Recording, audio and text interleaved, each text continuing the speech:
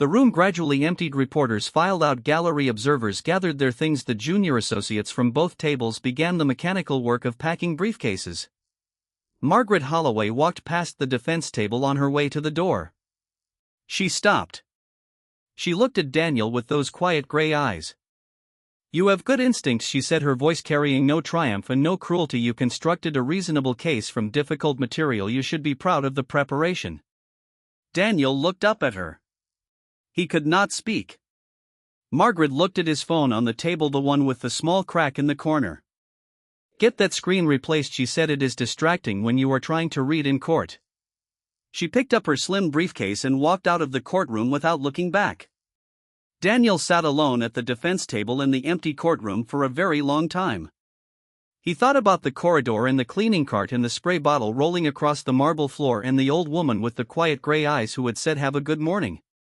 He thought about the 11 consecutive wins he had told everyone about. He thought about how she had never lost a single case in 38 years.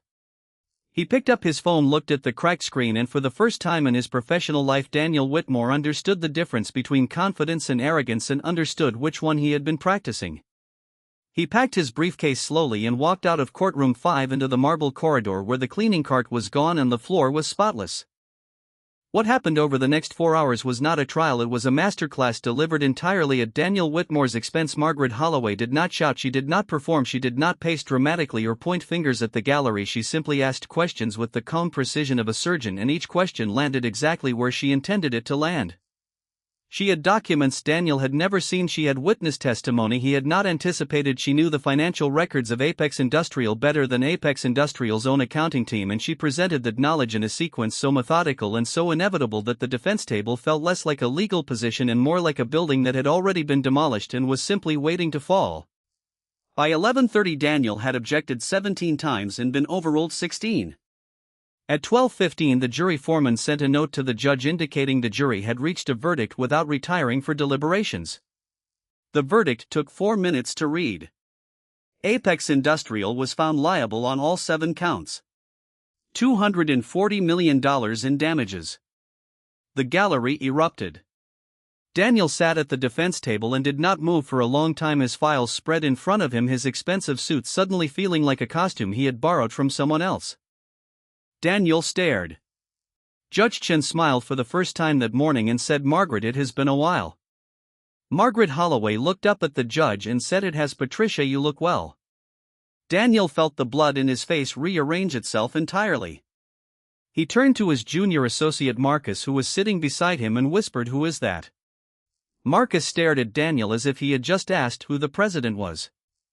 "That is Margaret Holloway," Marcus whispered back, his voice tight with barely concealed disbelief. "She is the most decorated trial attorney in the country. She has never lost a single case in 38 years of practice. Every major law school in the country has a seminar built around her methodology. She literally wrote the definitive textbook on corporate fraud litigation that we used in our first year of law school." Daniel looked at the textbook open on the table in front of Marcus. In the bottom right corner of the cover in small clean text it read, "Margaret A. Holloway, J.D. Harvard." Daniel sat very still. Margaret Holloway opened her briefcase, withdrew a single yellow legal pad and a plain ballpoint pen, looked across the courtroom directly at Daniel, and offered him the same slight movement at the corners of her mouth that he had seen in the corridor 20 minutes ago. He understood what it meant now. The proceedings began. Daniel straightened his tie, looked around at the people who had stopped to watch, exhaled sharply through his nose, and strode toward courtroom 5. He had a case to win.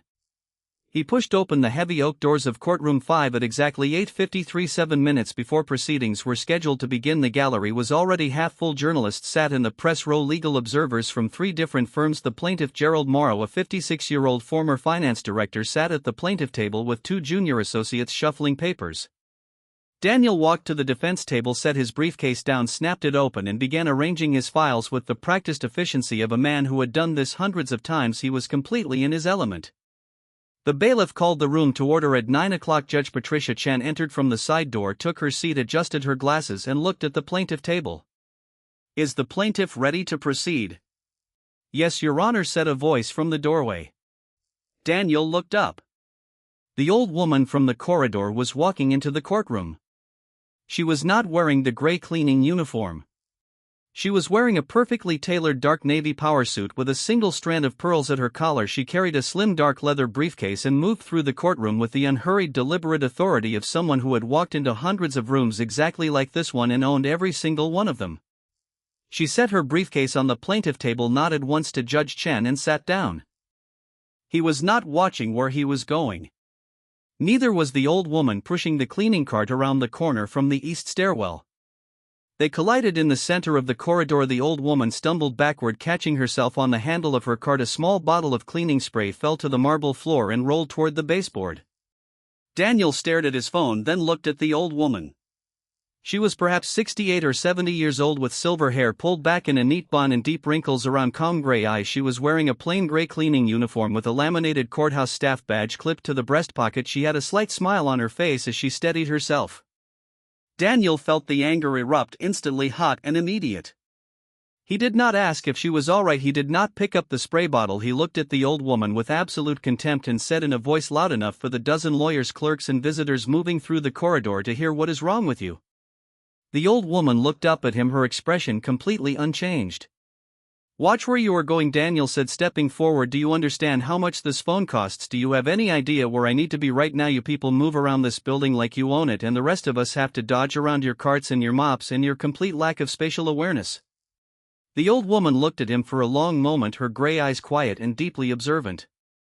"I am sorry about your phone," she said. Her voice was low and precise. She bent down, retrieved the cleaning spray, and placed it back on her cart. Daniel snatched his phone from the floor. The screen had a small crack in the corner. He held it up toward the old woman as if presenting evidence. "Do you see that?" he demanded. "You are going to hear from my office about this?"